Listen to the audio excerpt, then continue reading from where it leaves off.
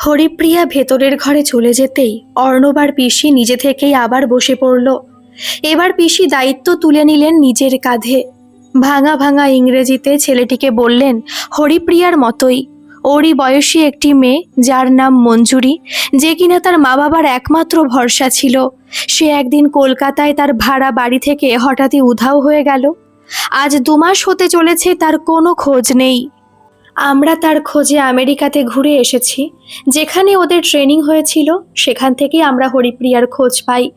তাই আমরা জানতে এসেছি যদি হরিপ্রিয়া কোনো পথের সন্ধান দিতে পারে, অনুগ্রহ করে মঞ্জুরিকে খুঁজে পেতে আপনারা আমাদের সাহায্য করুন। এই পুরো ব্যাপারটা ছেলেটি হরিপ্রিয়ার বাবাকে বুঝিয়ে বলতেই তিনি সকলকে অবাক করে দিয়ে হঠাৎই কান্নায় ভেঙে পড়লেন।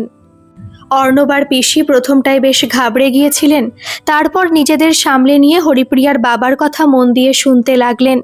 উনি যা বললেন তার সারমর্ম হলো ওই আমেরিকার ট্রেনিংটাই হরিপ্রিয়ার জীবনটা একেবারে বদলে দিয়েছে। ছটফটে মেয়েটাকে যেন একটা চলতা ফিরতা লাশে পরিণত করে দিয়েছে। আমেরিকা থেকে ফেরার পর 6 মাস ও বাড়িতে বসেই কাজ করত, নিজের ঘরে বসে দরজা বন্ধ করে। ওর ব্যবহারে নানা রকম পরিবর্তন লক্ষ্য করেছিলেন ওনারা। ঠিক করে খেতে পারতো না, খেতে গেলে বমি করত, ঘুমোতো না সারা রাত। সব সময় যেন একটা ভয় কাজ করত ওর মধ্যে। হরিপ্রিয়ার মা বাবা বারবার জিজ্ঞেস করা সত্ত্বেও হরিপ্রিয়া ওদের কিছুই বলে না। ও জানায় যে ও কাজের ব্যাপারে চুক্তিবদ্ধ, কিছুই জানাতে পারবে না কাউকে। মুখে কিছু না বললেও হরিপ্রিয়ার মা বাবার মনে হয়েছিল এসব যা হচ্ছে তার সব কিছুই হরিপ্রিয়ার কাজের সাথে সম্পর্কিত। ওরা হরিপ্রিয়াকে চাকরি ছেড়ে দিতে বলেন। তখন হরিপ্রিয়া জানায় চাকরি ছাড়লে অনেক টাকা ক্ষতিপূরণ দিতে হবে, যেহেতু ওর 5 বছরের কন্ট্রাক্ট এখনও শেষ হয়নি। তখন হরিপ্রিয়ার বাবা ওকে সাপোর্ট করে, ভাবে মেয়েই যদি ভালো না থাকে তবে টাকা পয়সা চাকরি দিয়ে কি হবে। হরিপ্রিয়ার বিয়ের জন্য জমানো টাকা বের করে দেয় ওর মা বাবা, বলে কম্পেনসেশন দিয়ে চাকরিটা ছেড়ে দিতে। মোটা অঙ্কের কম্পেনসেশন দিয়ে চাকরি ছেড়ে দেয় হরিপ্রিয়া। কিন্তু ততদিনে ও সেভার ডিপ্রেশনের পেশেন্ট হয়ে গেছে। এখন ওর ট্রিটমেন্ট চলছে, কাউন্সেলিং চলছে। হরিপ্রিয়া ঠিক কী কাজ করত তা ওনারা আজও জানেন না। সারাদিন এমনকি অনেক রাত পর্যন্ত ল্যাপটপ নিয়ে বসে থাকতো। হরিপ্রিয়ার বাবা আরও বললেন হরিপ্রিয়া একবার বলেছিল ওরা নাকি ঘোস্ট ওয়ার্কার, ওরা নাকি এআই এর ও বাপ কি নাকি হিউম্যান মডারেটরের কাজ করে ওরা। এসব কিছুই বোঝেননি উনি, শুধু বুঝেছিলেন ওই কাজটা করে ওনার মেয়ে মোটেও আনন্দে নেই। এখন হরিপ্রিয়া ওই কাজের ব্যাপারে, ওর পুরনো অফিসের ব্যাপারে কোনো কথাই সহ্য করতে পারে না। ওসব কথা আলোচনা করতে গেলেই ওর প্যানিক অ্যাটাক হয়।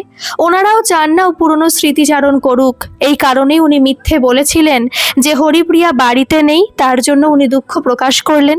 আর এও বললেন যে উনি গডের কাছে মঞ্জুরির জন্য প্রে করবেন যাতে ও সুস্থ থাকে আর ও যেন ওর মা বাবার কাছে ফিরে আসে। অর্ণব আর পিসি হরিপ্রিয়ার বাবাকে অনেক ধন্যবাদ জানিয়ে ফিরে এলো। গতকাল বিকেলে অর্ণব পিসিকে বাড়িতে নামিয়ে দিয়েই ফিরে গেছে।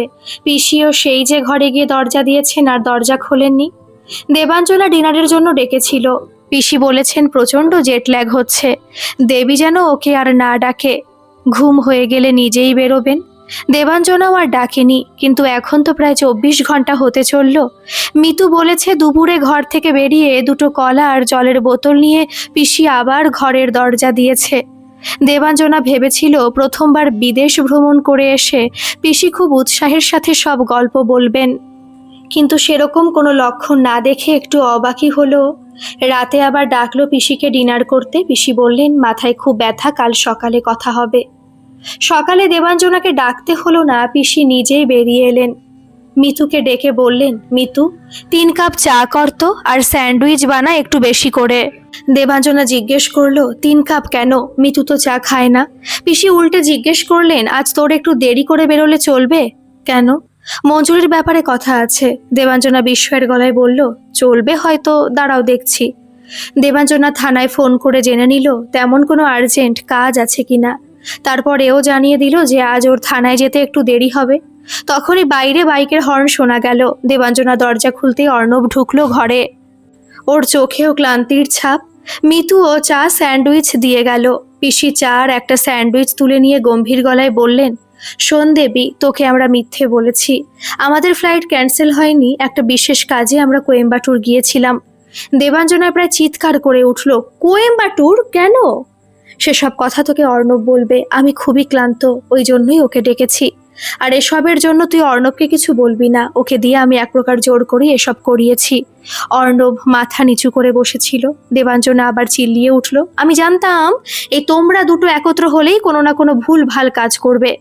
পিসি এবার ধমকে উঠলেন, থাম এখন, দরকার ছিল তাই যেতে হয়েছে।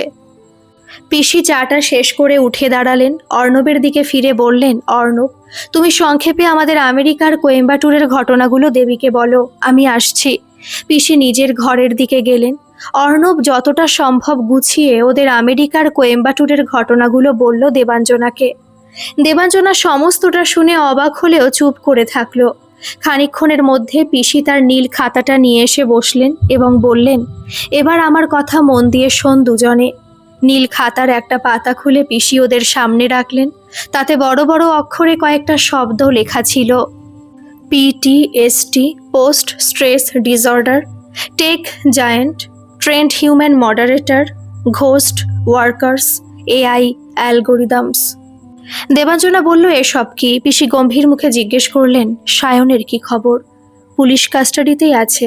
মারধরকে স্বীকার করেছে, সেদিন মঞ্জুরির ঘরে ওর সাথে জবরদস্তি করেছিল। ওকে কাছে পেতে চেয়েছিল, কিন্তু আর কিছু স্বীকার করছে না। সায়ন এর থেকে বেশি কিছু স্বীকার করতে পারবে না। মানে? তোদের ধারণা ভুল, সায়ন মঞ্জুরিকে খুন করেনি। তাহলে? আমার ধারণা মঞ্জুরি মানসিক ভারসাম্য হারিয়েছিল। সম্ভবত এখনো বেঁচেই আছে, হারিয়ে গেছে কোথাও, কিন্তু ফিরে আসার পথটা ওর জানা নেই। কী সব বলছো পিসি? প্রথমে আমি গত দুদিনে যা রিসার্চ অ্যান্ড স্টাডি করেছি সেটা তোদের বলি, তারপর অর্ণব তোকে হরিপ্রিয়ার ব্যাপারটা বললে হয়তো তুই বুঝবি। পিসি শুরু করলেন, টেক জায়েন্ট মানে টেকনোলজি তথা ইন্টারনেট দুনিয়ার যে বড় বড় সোশ্যাল প্ল্যাটফর্মগুলো আছে সেগুলোতে প্রতি ঘন্টায় পৃথিবীর বিভিন্ন প্রান্ত থেকে কয়েক লক্ষ ভিডিও, ছবি, টেক্সট, রিলস, এক কথায় কন্টেন্ট আপলোড হয়। কিন্তু এই সমস্ত সোশ্যাল প্ল্যাটফর্মে এই কন্টেন্টগুলো এমনি এমনি প্ল্যাটফর্মে ছেড়ে দিতে পারে না। ওদের এগুলোকে মডারেট করতে হয়, সহজ ভাষায় ছাঁকনি দিয়ে ছেঁকে নিতে হয়।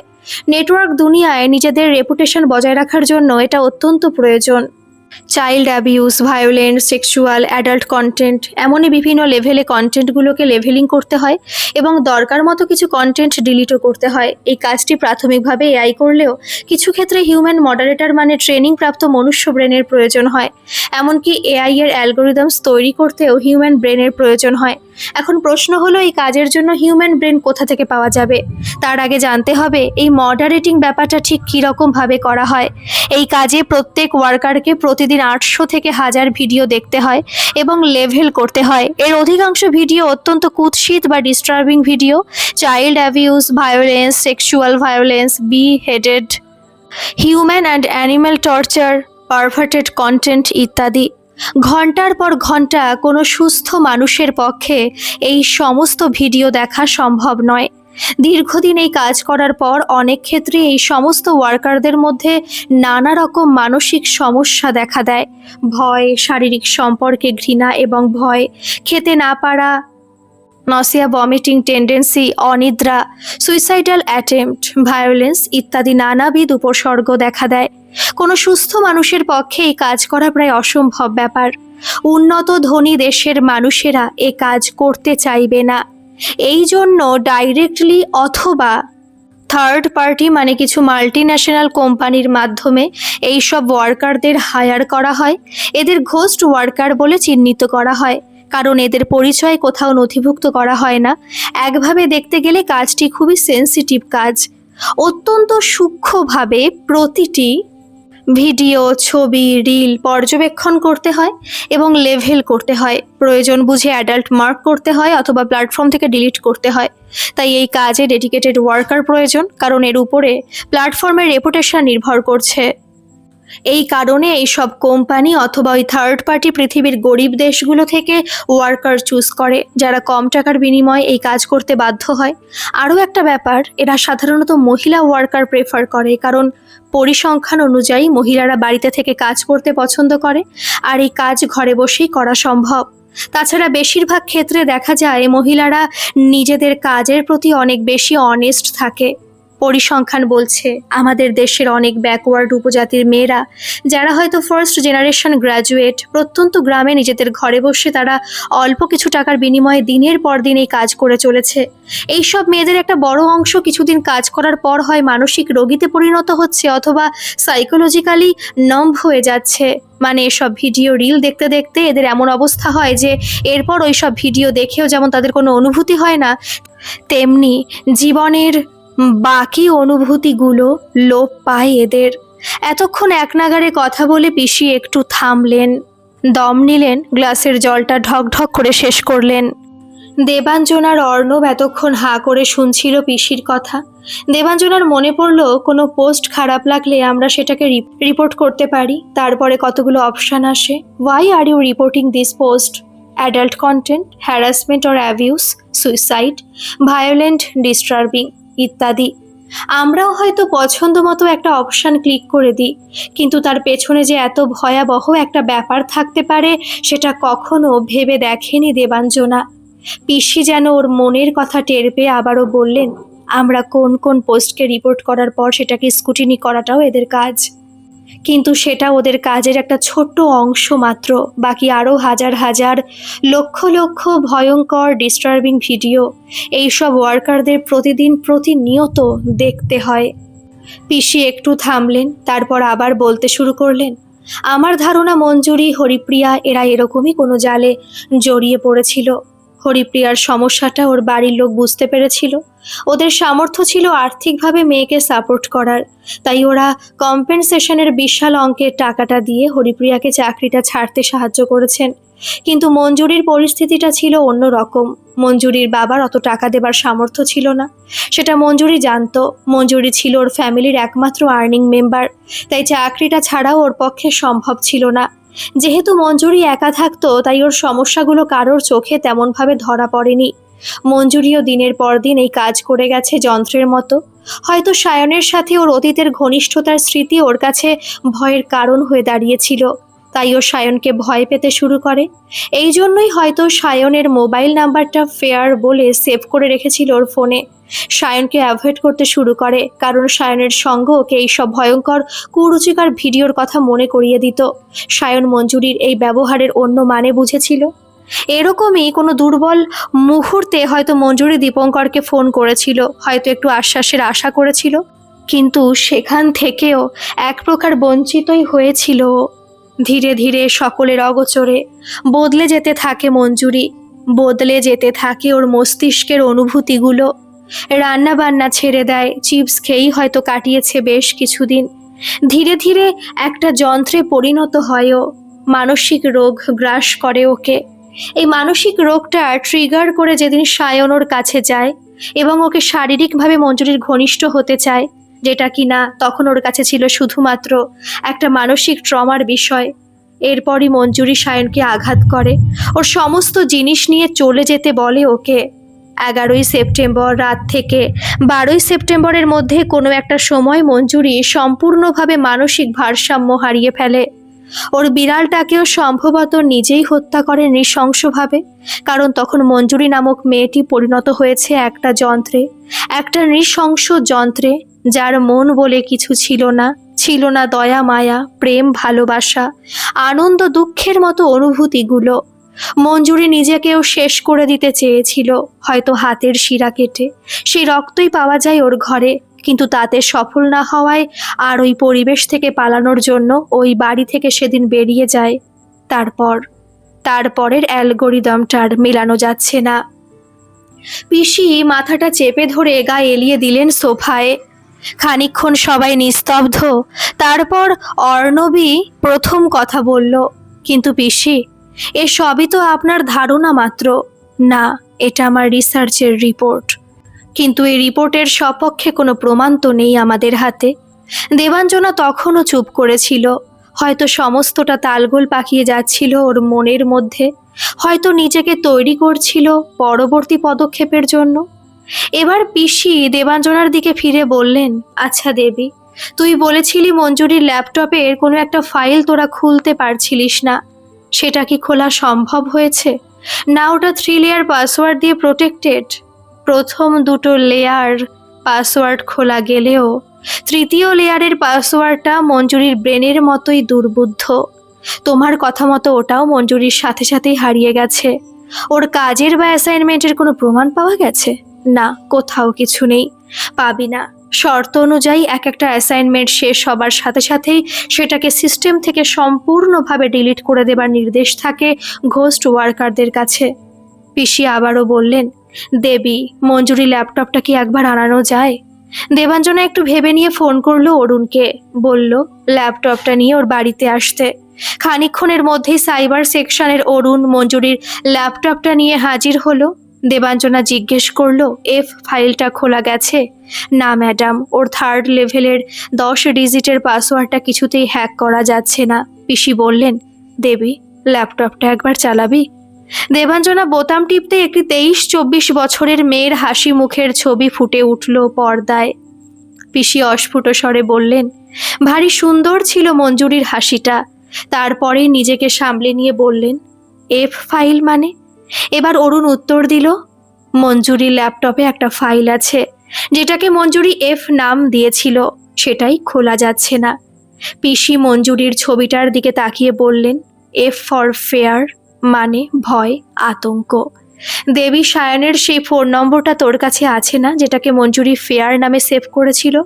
হ্যাঁ, আমার ফোনে আছে। পিসি একটু ভেবে বললেন, মোবাইল নাম্বারও তো 10 ডিজিটেরই হয়। দেবাঞ্জনার চোখে মুখে যেন বিদ্যুৎ খেলে গেল। অরুণ ফাইলটা খুলে প্রথম দুটো পাসওয়ার্ড দিল, তারপরই ফাইলটা 10 ডিজিটের পাসওয়ার্ডটা চাইল। দেবাঞ্জনা একটি একটি করে নাম্বার বলে গেল। অরুণ সেগুলি পরপর 10টি খোপে ভরে দিতেই এফ ফাইলটি খুলে গেল। অরুণ লাফিয়ে উঠল, এ যেন এক বিশ্বজয়ের আনন্দ। হাততালি দিয়ে বলে উঠল, fabulous PC, you are great. F ফাইলটা খুলতেই ওরা সবাই দেখল এটা আসলে একটা ডায়েরি, ঠিক যেমন ডেট দিয়ে প্রতিলিপি লেখা হয়। এখানেও ডেট দিয়ে কিছু লেখা আছে, নিয়মিত এন্ট্রি নয়, র্যান্ডমলি মাঝে মাঝে এক একটা ডেটে কিছু কিছু লেখা হয়েছে। অর্ণব, অরুণ, দেবাঞ্জনা আর রানু পিসি 4 জন ঝুঁকে পড়েছিল ল্যাপটপের পর্দায়। এফ ফাইলে লেখা ছিল একটি প্রাণোচ্ছল মেয়ের মানুষ থেকে জড় পদার্থে পরিণত হওয়ার টুকরো টুকরো কাহিনী। ল্যাপটপের নোটপ্যাডে ওরা সেদিন যা দেখেছিল, পড়েছিল, এখানে হুবহু তুলে দেওয়া হলো। 2রা জানুয়ারি 2025। আমি প্রথমবার বিদেশে যাচ্ছি, খুব এক্সাইটেড। হয়তো এই ট্রেনিংটা করার পর মায়নাটাও কিছুটা বাড়বে, বাবা মাকে একটু ভালোভাবে রাখতে পারবো। সায়নটা মহা দুষ্টু হয়েছে, আমাকে ছাড়া যেন ওর একটা দিনও চলে না। বলেছি ওকে ফিরে এসে বিয়ের কথা ভাববো। আমরা আস্তে আস্তে নতুন সংসারের জন্য জিনিসও কিনতে শুরু করেছি। এবার আমার বার্থডেতে সায়ন আমাকে এই বড় একটা টিভি গিফট করেছে, বলেছে একা একা থাকো, টিভি দেখবে, টাইম পাস হবে। 28 ফেব্রুয়ারি 2025। ট্রেনিং শেষ করে ফিরলাম। অদ্ভুত লাগলো, কি যে শেখালো কে জানে। আমরা নাকি হিউম্যান মডারেটর, আমরা নাকি এআইকে ট্রেন করব। আমাদের কাজের অ্যালগোরিদম ফলো করতে করতে এআই কাজ শিখবে। রোজ 200 টেক্সট আসে, সেগুলো খুঁটিয়ে পড়তে হয়। তাতে অবজেকশনাল কিছু থাকলে সেটাকে লেবেল করতে হবে বা ডিলিট করতে হবে। যাই হোক, মাইনা বেড়েছে। 4ই এপ্রিল 2025। আজ এক অদ্ভুত ব্যাপার ঘটলো। অ্যাসাইনমেন্ট চেঞ্জ হয়ে গেল। হঠাৎই টেক্সটের বদলে 100 ভিডিওর একটা বাস্কেট দেওয়া হয়েছে আমাকে। সেসব ভিডিও চোখে দেখা যায় না, মহিলা পুরুষের বিকৃত নোংরা ভিডিও। ছোট ছোট বাচ্চা মেয়েদের উপর একাধিক পুরুষ মিলে অত্যাচার করছে, বিকৃত আচরণ করছে। এরা কি মানুষ? এই সমস্ত ঘটনার ভিডিও বানিয়ে আপলোড করেছে সোশ্যাল প্ল্যাটফর্মে। এটা নাকি অ্যাডাল্ট এন্টারটেনমেন্ট সাইট। আমার কাজ হলো এর মধ্যে থেকে শুধু ওই চাইল্ড অ্যাবিউজের ভিডিওগুলোকে আলাদা করে লেবেল করা, তার মানে বাকিগুলোকে ছাড়পত্র দেওয়া হলো। 16ই এপ্রিল 2025। কাজের পরিমাণ বাড়ছে, প্রতিদিন 500 ভিডিওর বাস্কেট আসছে, কখনো 1000। এখন আর শুধু চাইল্ড অ্যাবিউজ নয়, বাকি নানা রকম লেভেলিং করতে হচ্ছে। সমস্ত রকম কুরুচিকর বিভৎস সব ভিডিও, রিলস। প্রতিটা ভিডিও শেষ পর্যন্ত দেখতে হয় আমাকে। আমি আর পারছি না, কি নোংরামো, ছি। আমি ঘুমের মধ্যে ওসব দেখি, ঘুমাতে পারি না। খেতে গেলে ওসব কথা মনে পড়ে, পেট গুলিয়ে বমি আসে। টিভি চ্যানেলে নারী পুরুষের নাচ গান দেখলেও ঘেন্না লাগে, রান্না করতে ইচ্ছে করে না। সায়নকে ভয় লাগে আমার, ও যদি আবার আমাকে কাছে পেতে চায়। মিনিকে দেখলেও কেমন যেন গা গোলায় আমার। ওর ওই লকে জিভটা দেখলে আমার বমি আসে। 12ই মে 2025। চাকরিটা কি আমি ছেড়ে দেব? কিন্তু তাহলে খাবো কি? মা বাবাকে কি করে খাওয়াবো? কিন্তু এভাবে চলতে থাকলে তো পাগল হয়ে যাব আমি। কত রাত যে ঘুমাই না তার ঠিক নেই। ভগবান, সায়ন যেন আমার সামনে না আসে। ওকে দেখলে আমার পুরনো কথা মনে পড়ে। আমার হাত পা যেন অচল হয়ে যায়।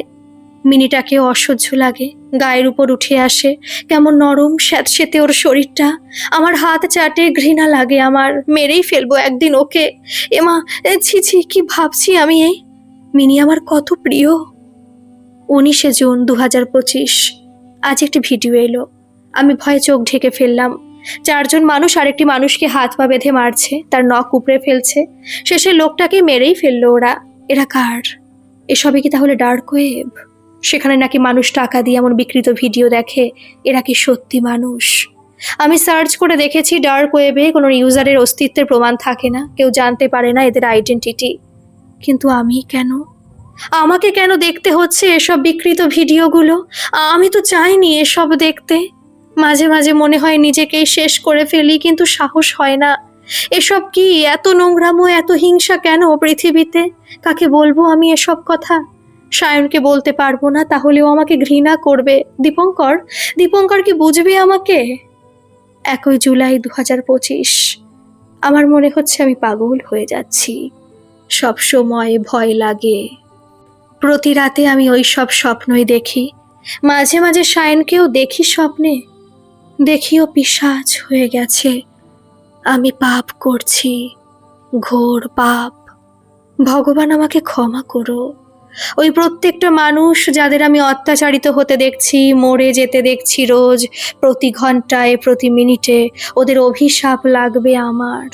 আমি পাপী, মহা পাপী। ভগবান আমাকে শাস্তি দাও, কঠিন শাস্তি। ব্যাস, এরপর আর কোনো এন্ট্রি নেই। পড়া শেষ হতে দেবাঞ্জনা উঠে দাঁড়ালো।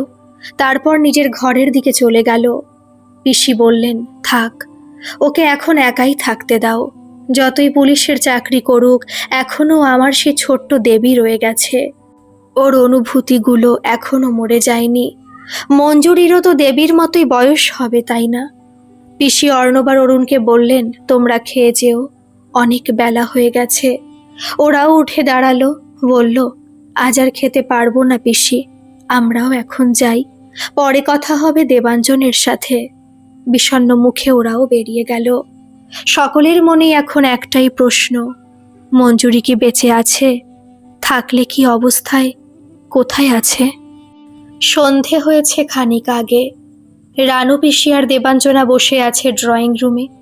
আজ আর দেবাঞ্জনার থানায় যাওয়া হয়নি, খাওয়াও হয়নি ঠিক করে। দুপুরে ভাত নিয়ে নাড়াচাড়া করে উঠে পড়েছে। পিসি বুঝতে পারছেন দেবাঞ্জনের ভেতরে একটা বিরাট ঝড় চলছে। মঞ্জুরিকে কি করে খুঁজে পাওয়া যাবে, তারই হয়তো ছক কষছে মনে মনে। পিসি মিতুকে ডেকে বললেন, ওরে মিতু, 2 কাপ কফি বানিয়ে আনতো। তারপর দেবাঞ্জনার দিকে তাকিয়ে বললেন, অর্ণব ফোন করেছিল? না, আমি বলেছি ওকে তোকে খানিকটা সময় একা ছেড়ে দিতে। দেবাঞ্জনা শান্ত গলায় বলল, পিসি, তুমি সত্যিই অসাধারণ। আমি খুব বড় ভুল করে ফেলেছি সায়নকে শুধু শুধু এতগুলো দিন জেলে। দেবাঞ্জনাকে থামিয়ে দিয়ে পিসি বললেন, দেবী, যা হবার হয়ে গেছে। এখন মঞ্জুরিকে কি করে খুঁজে বের করা যায় সেটা ভাবতে হবে। আমাকে অর্ণব রিচার কথা, তোমাদের আমেরিকার কোয়েম্বাটুরের কথা, হরিপ্রিয়ার কথা সবই আজ সকালে বলেছে। আচ্ছা পিসি, তুমি কি করে নিশ্চিত হলে যে রিচা সত্যি কথা বলছে? দেখ, সবার বয়ানে একটা কথা কমন ছিল, যে আমেরিকা থেকে ফেরার পর মঞ্জুরি বদলে যাচ্ছিল। তখনই আমার মনে হলো, কিছু হোক না হোক, ওই আমেরিকার ট্রেনিংয়ের মধ্যে লুকিয়ে আছে সব রহস্যের চাবিকাঠি। অনেকক্ষণ হয়ে গেল মিতু কফি নিয়ে এলো না। পিসি গলা তুলে ডাকলেন, মিতু, কফি হলো? মিতু রান্নাঘর থেকে অধৈর্য গলায় বলে উঠল, আরে দাঁড়াও না পিসি, আসছি, ভিডিওটা দেখেই আসছি। ওই কর তুই সারাদিন, ফোনের মধ্যে ঢুকে থাক, ফেসবুক আর হোয়াটসঅ্যাপ এই তোর দুনিয়া। এক হাতে কফির ট্রে আর অন্য হাতে ফোন নিয়ে ঢুকলো মিতু। তখনও ওর চোখ ফোনের পর্দায়। ও পিসি, তোমার না মোটেই তর্স হয় না। কি ইন্টারেস্টিং একটা ভিডিও ভাইরাল হয়েছে। একটা পাগলি স্টেশনে পড়ে থাকে, সে কেমন খটাখট খটাখট বোতাম টিপে কম্পিউটারে কাজ করছে, কি অবস্থা! সবাই ভিড় করে দেখছে, খারাপ কম্পিউটার ঠিক করে দিচ্ছে, হাহা কি মজা। পিসি আবার চিৎকার করে বললেন, আরে কফিটা তো রাখ টেবিলে। মিতু কফির ট্রেটা টেবিলে নামিয়ে রাখতেই দেবাঞ্জনা প্রায় ছিনিয়ে নিয়েছে মিতুর হাত থেকে ওর ফোনটা। মিতু ভয় পেয়ে গিয়ে বলল, দিদি আর হবে না, আর ফোন দেখবো না, দিয়ে দাও আমার ফোনটা। দেবাঞ্জনা মিতুর কথায় ভ্রুক্ষেপ না করে এক মনে দেখছে ভিডিওটা। দুটি কলেজের ছেলে কলেজ যাবার পথে নিউ দিল্লি স্টেশনে বসে ওদের ল্যাপটপে কিছু কাজ করছিল। তখন হঠাৎই ওদের ল্যাপটপের কোনো একটা সফটওয়্যারের সমস্যা হয়, যেটা ওরা ওই মুহূর্তে সলভ করতে পারছিল না। ওদের আলোচনা শুনে স্টেশনে ওদের পাশেই মাটিতে শুয়ে থাকা পাগলিটা হঠাৎ উঠে এসে ওদের ল্যাপটপটা টেনে নেয়, তারপর ফটাফট ওদের সফটওয়্যারের প্রবলেম সলভ করে দেয়। মজা দেখতে অনেক লোক জমে যায়। ছোকরা ছেলেরা আরও কোন কোন সফটওয়্যারের খুঁটিনাটি পাগলিটিকে করে দেখাতে বলে, সেও ফটাফট সব প্রবলেম সলভ করে দেয়। অনেকে ভিডিও করেছে ঘটনাটার, তাদেরই মধ্যে কেউ সোশ্যাল মিডিয়ায় ছেড়ে দিয়েছে ভিডিওটা। মেয়েটির 23-24 বছর বয়স হবে, পরনে ছেঁড়া জামা, বড় বড় চুলে মুখটা ঢেকে রয়েছে, মুখটা ঠিক করে দেখা যাচ্ছে না। পিসিও এসে দাঁড়িয়েছেন দেবাঞ্জনার পাশে। ভিডিওটা দেখে পিসি বললেন, কিন্তু দেবী, ওর মুখটা তো ঠিক করে দেখাই যাচ্ছে না। দেবাঞ্জনার ঠোঁটের কোণে যেন হালকা হাসি দেখা গেল। ও বলল, পিসি, আমরা ওকে সশরীরে দেখিনি কখনো, কিন্তু যারা ওকে জন্ম থেকে বড় করেছে তাদেরকে ওকে শনাক্ত করার জন্য আদৌ ওর মুখ দেখার প্রয়োজন হবে? দেবাঞ্জনা চট করে ভিডিওটা পাঠিয়ে দিল মঞ্জুরির বাবার ফোনে। খানিকক্ষণের মধ্যে মিস্টার পালের ফোন এলো দেবাঞ্জনার ফোনে। ফোনটা রিসিভ করতে মিসেস পালের গলা শোনা গেল। উনি তখন হাউ হাউ করে কেঁদে চলেছেন আর বারবার বলছেন, আমাকে ওর কাছে নিয়ে চলুন ম্যাডাম, আমি ওর কাছে যেতে চাই। তারপরে মিস্টার পালের গলা পাওয়া গেল। ফোনটা নিয়ে নিয়েছেন হয়তো মিসেস পালের কাছ থেকে। মিস্টার পালের গলাতেও বিস্ময়। উনি জিজ্ঞেস করলেন, ম্যাডাম, এটা কি ব্যাপার? আপনি এই ভিডিও কোথায় পেলেন? আমাদের এখন কি করণীয়? দেবাঞ্জনা জিজ্ঞেস করল, আপনারা নিশ্চিত ওটা মঞ্জুরি? অবশ্যই ম্যাডাম, যদি না এআই জেনারেটেড কিছু হয়ে থাকে। হ্যাঁ, সে সম্ভাবনাও অবশ্য থেকেই যায়। সে যাই হোক, আপনারা কাল দিল্লি পৌঁছানোর ব্যবস্থা করুন। আমিও কাল দুপুরের মধ্যে পৌঁছে যাব নিউ দিল্লি স্টেশনে, ওখানেই দেখা হবে। ঠিক আছে ম্যাডাম, আমরাও দুপুরের মধ্যে পৌঁছে যাব। ফোন রেখে দেবাঞ্জনা বলল, আমাকে এখনই একবার থানায় যেতে হবে পিসি। সন্ধে 7টা বাজছিল। দেবাঞ্জনা তৈরি হয়ে বেরিয়ে পড়ল। থানায় পৌঁছে দিল্লি পুলিশকে ইনফর্ম করলো। ওদের কাছে ভিডিওটা পাঠিয়ে দিয়ে নির্দেশ দিল মেয়েটাকে যেন উদ্ধার করা হয়। কাল সকালে ওরা পৌঁছবে দিল্লিতে, সেটাও জানিয়ে দিল। দিল্লির ফ্লাইটে টিকিটের ব্যবস্থা করলো। বাড়ি ফিরে দেবাঞ্জনা অর্ণবকে একবার ফোন করলো। ওপাশ থেকে একটা নরম গলায় হ্যালো শোনা গেল। দেবাঞ্জনা গলা নামিয়ে বলল, দুপুরে দেখা না করে চলে গেলে যে? তুমি ডিস্টার্ব ছিলে, মনে হলো তোমার রেস্টের প্রয়োজন। পুলিশের আবার রেস্ট? কেন, পুলিশ বলে কি মানুষ নয়? তাই তো। এদিকে তো আরও ঘটনা ঘটে গেছে। কি হলো আবার? দেবাঞ্জনা সংক্ষেপে দিল্লির ব্যাপারটা জানালো অর্ণবকে। তারপর বলল, আমি কাল সকালে দিল্লি যাচ্ছি। অর্ণব উদ্বেগটাকে গিলে নিয়ে বলল, আমি যাব সাথে? না, আমি অফিসিয়াল ডিউটিতে যাচ্ছি। সে তুমি বললে আমিও একটা অফিসিয়াল ডিউটি জুটিয়ে নিতে পারি। দরকার হবে না। বাজে কথা রাখো, তোমার এখানে কাজ আছে। কি কাজ বলো? ওটা যদি সত্যি মঞ্জুরি হয় তাহলে ওকে নিয়ে ফিরবো আমরা। ওর যা অবস্থা দেখলাম, ওকে এই মুহূর্তে বাড়িতে রাখা সম্ভব হবে না। আমি ওর মা বাবার সাথে কথা বলবো। তুমি কোনো একটা ভালো মেন্টাল হসপিটাল বা অ্যাসাইলামের খোঁজ করে রেখো। আর একজন ভালো সাইকিয়াট্রিস্টেরও খোঁজ চাই। সে হয়ে যাবে। জানি তো, ভরসা করি বলেই এত লোক থাকতে তোমাকে ফোন করলাম। আমার সৌভাগ্য। তাহলে বুঝলে তো, তোমাকেও আমার দরকার হয়। আচ্ছা রাখছি তাহলে, সকালে বেরোতে হবে। দেবাঞ্জনা, সাবধানে যেও। পৌঁছে একটা ফোন করো। Good night. গুড নাইট বলে ফোনটা রেখে দিল দেবাঞ্জনা। সঠিক সময় মঞ্জুরির বাবা মাকে নিয়ে দেবাঞ্জনা পৌঁছে গেল নিউ দিল্লি স্টেশনের জিআরপি এর অফিসে। ওই পাগল মেয়েটিকে ওখানেই রাখা হয়েছিল। পুলিশ জানালো, নিউ দিল্লির 7 নম্বর প্ল্যাটফর্মের হকাররা জানায় এই মেয়েটিকে গত প্রায় 2 মাস ধরে এই প্ল্যাটফর্মেই পড়ে থাকতে দেখেছে ওরা। মেয়েটি কাউকে কিছু বলে না, কেউ কিছু দিলে খায়, কিছুই না পেলে দোকানে এসে হাত পাতে, তখন কেউ হয়তো দয়া করে কিছু খেতে দেয়। মেয়েকে দেখে মঞ্জুরির মা কেঁদে ফেললেন, বলতে লাগলেন, এ কি অবস্থা হলো আমার মেয়েটার।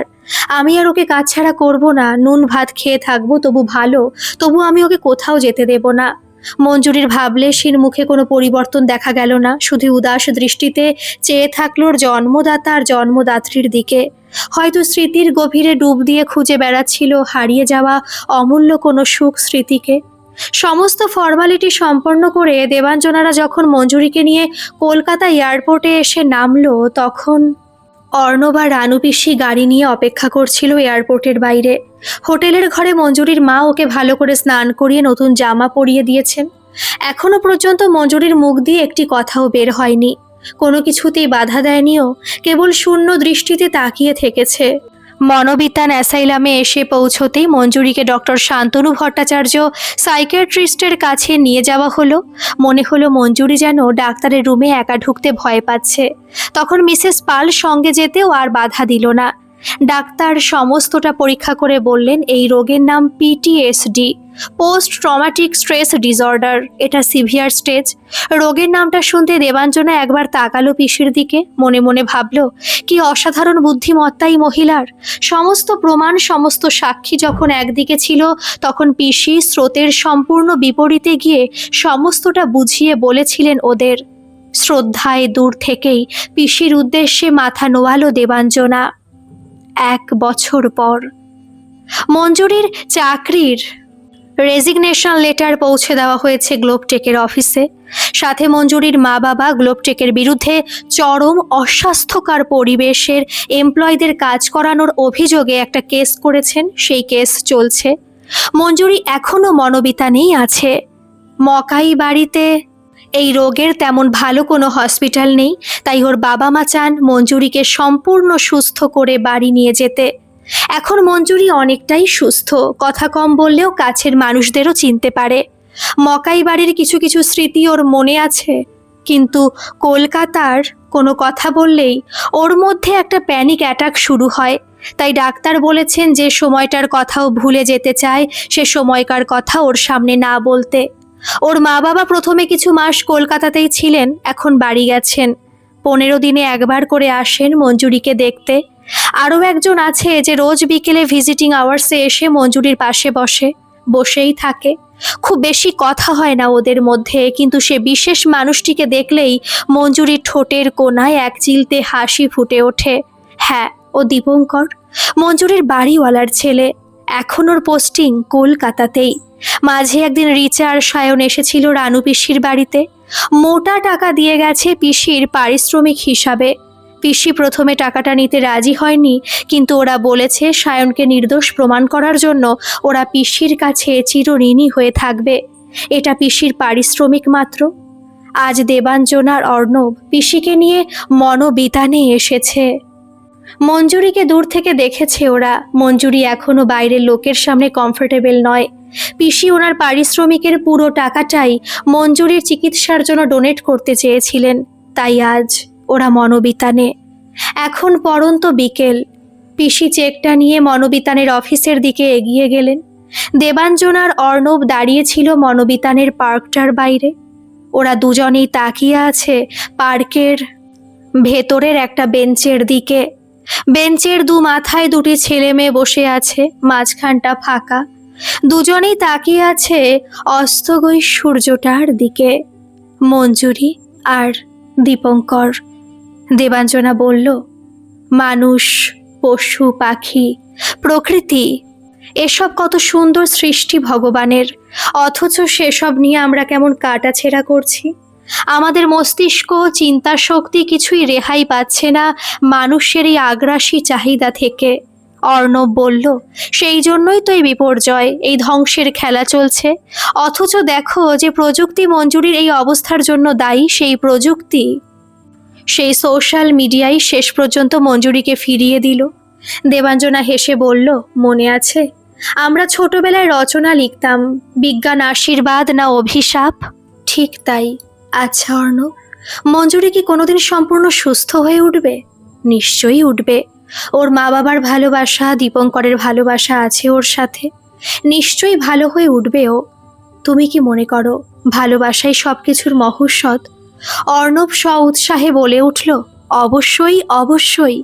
তারপর গলা ছেড়ে গান ধরল, ভালোবাসা ছাড়া আর আছে কি। দেবাঞ্জনা শুধু একটু হেসে তাকালো অর্ণবের দিকে। আজকের এই গল্পটি আপনাদের কেমন লাগলো বন্ধুরা, অবশ্যই কমেন্ট করে জানাবেন। আর ভালো লাগলে একটা সাবস্ক্রাইব করে আমার পাশে থাকবেন। ধন্যবাদ।